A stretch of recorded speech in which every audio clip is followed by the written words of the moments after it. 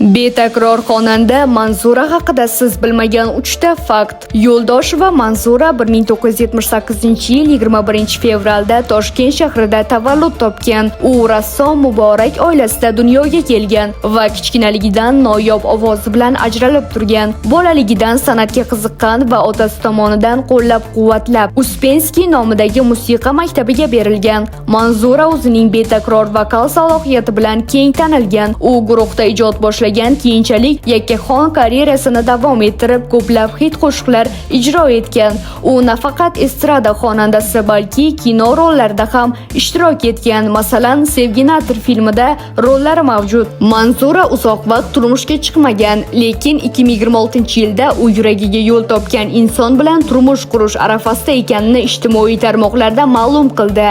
U zamonaviy pop uslubida ijod qiladi. Ko'plab muxlislar orasida sevimli qo'shiqlari bilan mashhur. Uning YouTube kanali va ijtimoiy tarmoqlardagi sahifalari yangi musiqa va kontentni taqdim etadi. Ushbu xabarni ko'proq insonlar ko'rishi uchun videoga like bosib, barcha yaqinlaringizga yuborib qo'yishni unutmang. Surxondaryo yangiliklarini bizda kuzating va kanalimizga obuna bo'ling.